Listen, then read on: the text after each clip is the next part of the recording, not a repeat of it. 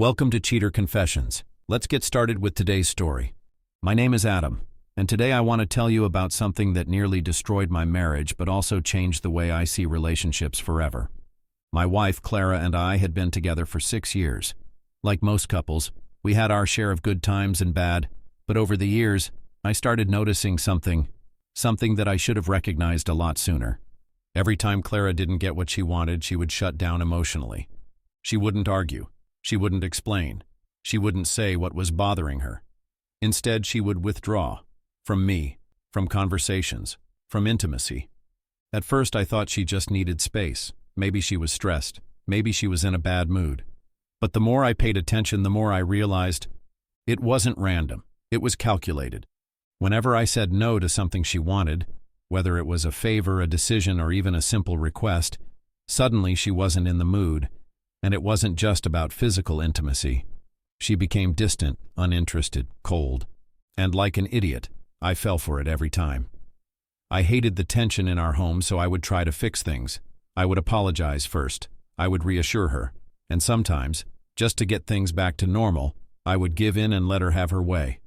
And guess what? It worked. The moment she got what she wanted, she was back to normal. Affectionate, loving, playful.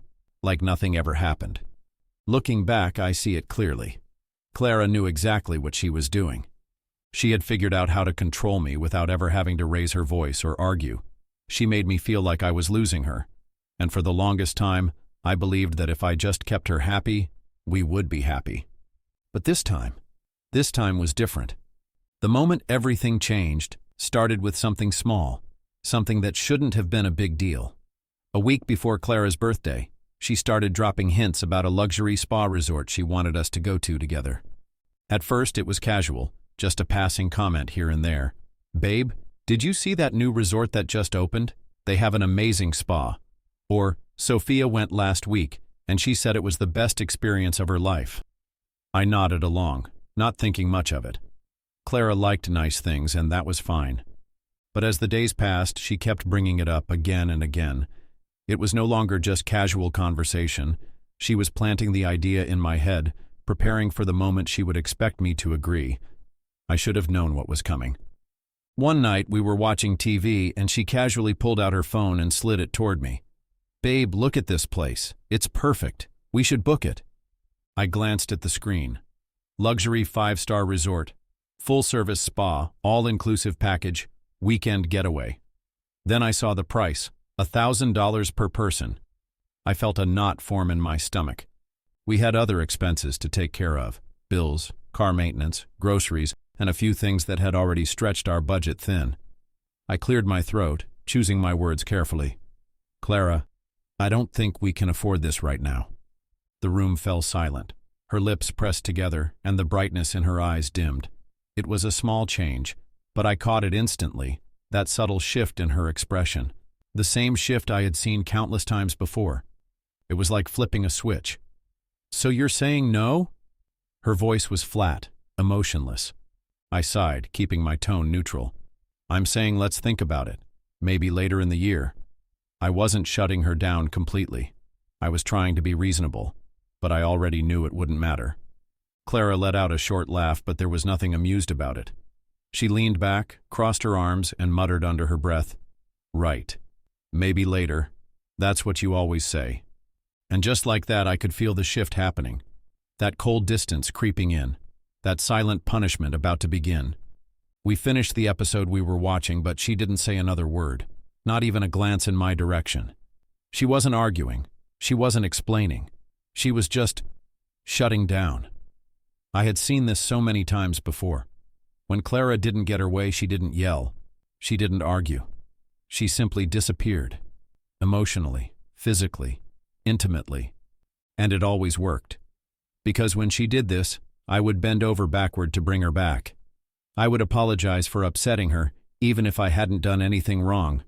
I would try to make it up to her, just to avoid the uncomfortable silence, the cold stares, the nights spent in a bed that suddenly felt miles wide. But not this time. Later that night, I got into bed next to her. Normally, we had our little nighttime routine. I'd slide my arm around her waist, she'd press against me, and we'd fall asleep like that. It was second nature, But tonight, the second my arm brushed against her, she pulled away. "Not tonight," she muttered, facing the other way. I blinked, caught off guard. I hadn't even initiated anything intimate. I had just touched her. A simple, absent-minded gesture, the same way I had every night for years. But tonight, it was different. And that's when I knew. This was punishment. Not a bad mood, not stress, not exhaustion. This was calculated silence because I hadn't given her what she wanted. I stared at the ceiling, my mind racing. How many times had I fallen for this? How many times had I apologized for things that weren't my fault? How many times had I bought something, changed my decision, or caved in just to end the Cold War in my own home? Too many times, and I wasn't going to do it again. That night, something inside me shifted. I wasn't going to beg for my wife's affection. I wasn't going to break first. If she wanted to play this game, she was going to play alone.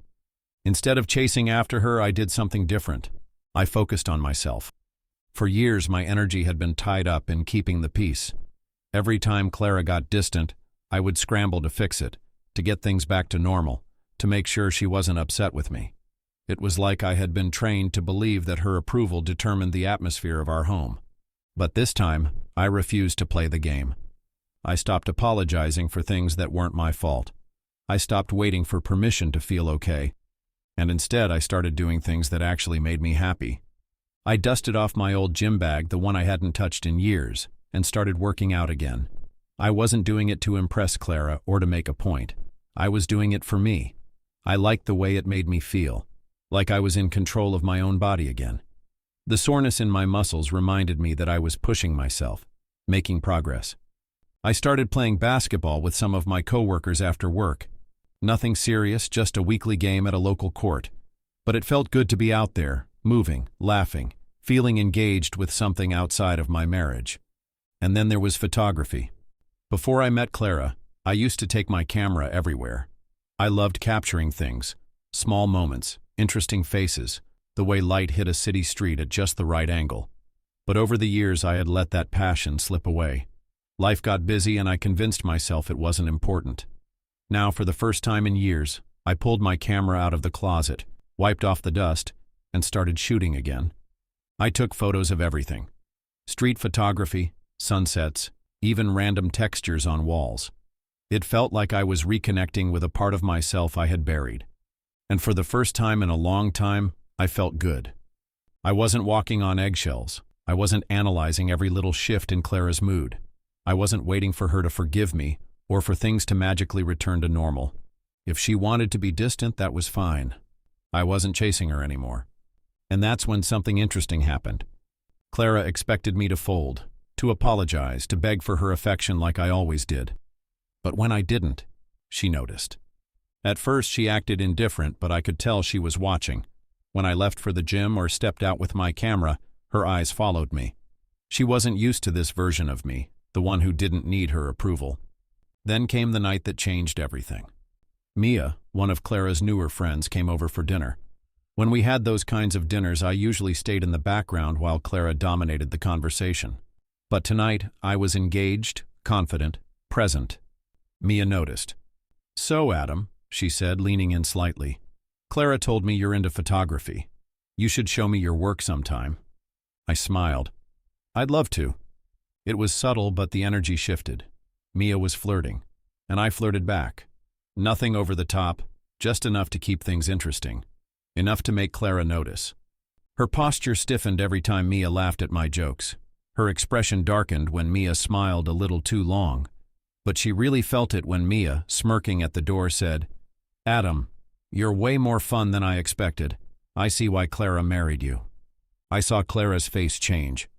For the first time in a long time, she wasn't the center of my world. And now she felt something she hadn't in years. Competition. The next morning, something strange happened. Clara woke up before me. That alone was unusual, but what really caught me off guard was the smell coming from the kitchen. When I walked in, she was cooking breakfast, something she hadn't done in years. She turned and smiled as she placed a plate in front of me. "I made your favorite." I raised an eyebrow. "Thanks."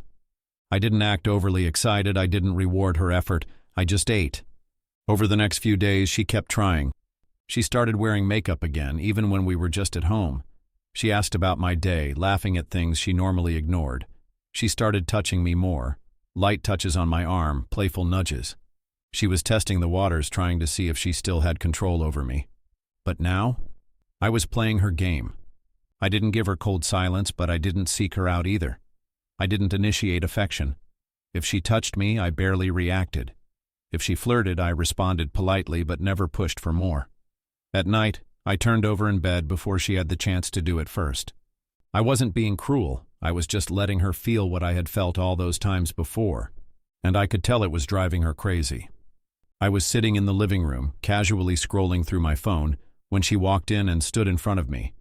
At first, she didn't say anything, just shifted her weight from one foot to the other, her arms crossed tightly over her chest.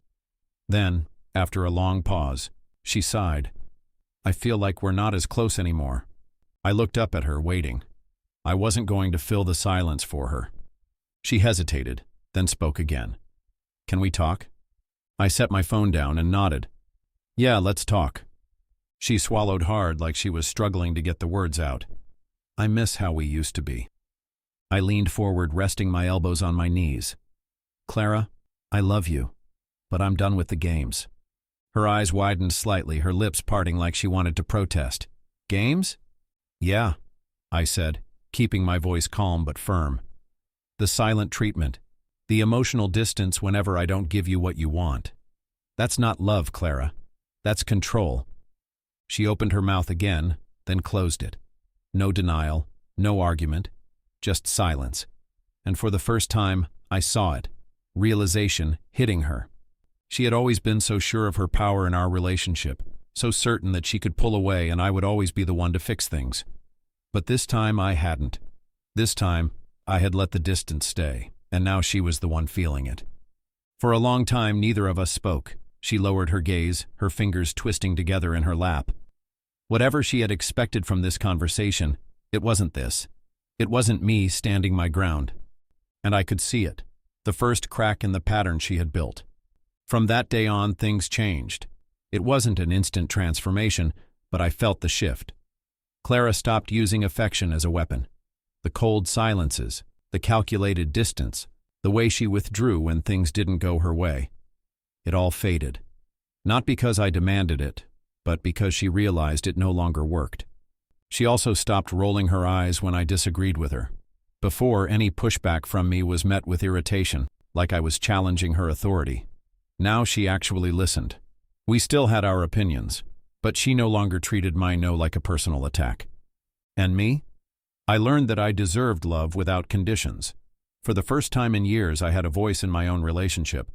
I wasn't tiptoeing around her moods, waiting for approval or living in fear of the next cold shoulder.